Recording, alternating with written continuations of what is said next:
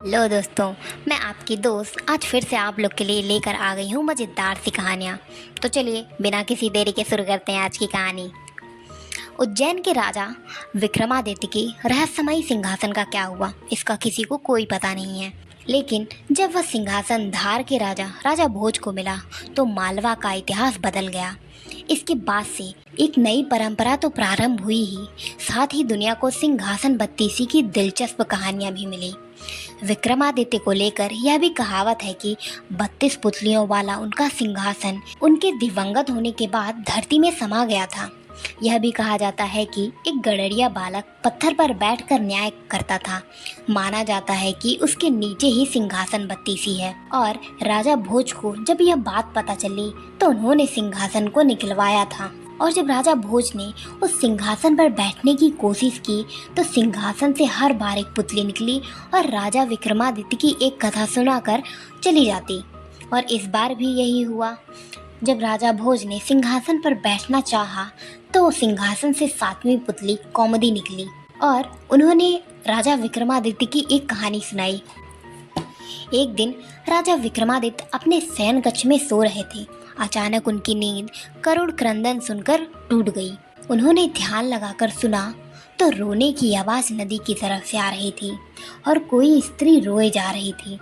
विक्रम की समझ में नहीं आया कि कौन सा दुख उनके राज्य में किसी स्त्री को इतनी रात गए बिलख बिलख कर रोने को विवश कर रहा है। उन्होंने तुरंत अपना राज परिधान पहना और कमर में तलवार लटकाकर आवाज़ की दिशा में चल पड़े। क्षिप्रा नदी के तट पर आकर उन्हें पता चला कि वह आवाज़ नदी के दूसरे किनारे पर बसे जंगल से आ रही है। उन्होंने तुरंत नदी में छलांग लगा दी और तैरकर दूसरे किनारे पर पहुँचे। फिर चलते चलते उस जगह पहुँचे जहाँ से रोने की आवाज़ आ रही थी। उन्होंने देखा कि झाड़ियों में बैठी एक स्त्री रो रही है। उन्होंने उस स्त्री से रोने का कारण पूछा। स्त्री ने कहा कि वह कई लोगों को अपनी व्यथा सुना चुकी है, मगर कोई फ़ायदा नहीं हुआ। राजा ने उसे विश्वास दिलाया कि वे उसकी मदद करने का हर संभव प्रयत्न करेंगे। तब वह स्त्री ने बताया कि वह एक चोर की पत्नी है और पकड़े जाने पर नगर कोतवाल ने उसे वृक्ष पर उल्टा लटका दिया है। राजा ने पूछा, क्या वह इस फैसले से खुश नहीं है? इस पर औरत ने कहा कि उसे फैसले पर कोई आपत्ति नहीं है, लेकिन वह अपने पति को भूखा प्यासा लटकता नहीं देख सकती। क्योंकि न्याय में इस बात की चर्चा नहीं कि वह भूखा प्यासा रहे, इसलिए वह उसे भोजन तथा पानी देना चाहती है। विक्रम ने पूछा कि अब तक उसने ऐसा क्यों नहीं किया। इस पर औरत बोली कि उसका पति इतनी ऊंचाई पर टंगा हुआ है कि वह बगैर किसी की सहायता के उस तक नहीं पहुंच सकती, और राजा के डर से कोई दंडित व्यक्ति की मदद करने को तैयार भी नहीं है। तब विक्रम ने कहा कि उनके साथ वह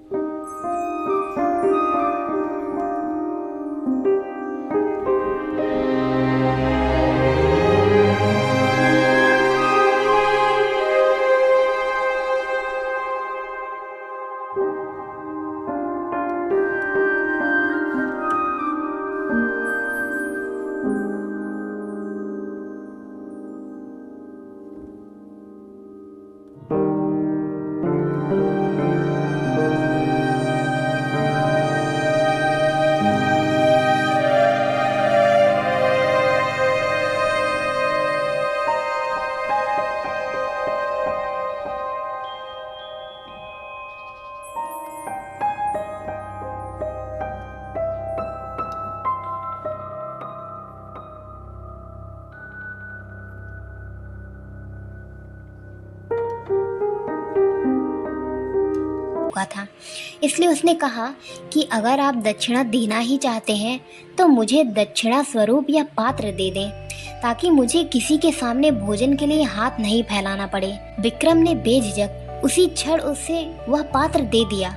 ब्राह्मण राजा को आशीर्वाद देकर चला गया और वे महल लौट आए। इतनी कहानी सुनाकर पुतली कौमुदी वहाँ से उड़ गई और इस बार भी राजा भोज सिंहासन पर नहीं बैठ पाए।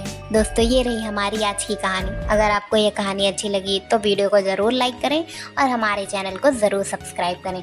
मैं आपसे फिर से मिलूंगी एक नई और मज़ेदार कहानी के साथ। तब तक आप लोग अपना ध्यान रखें। Bye bye.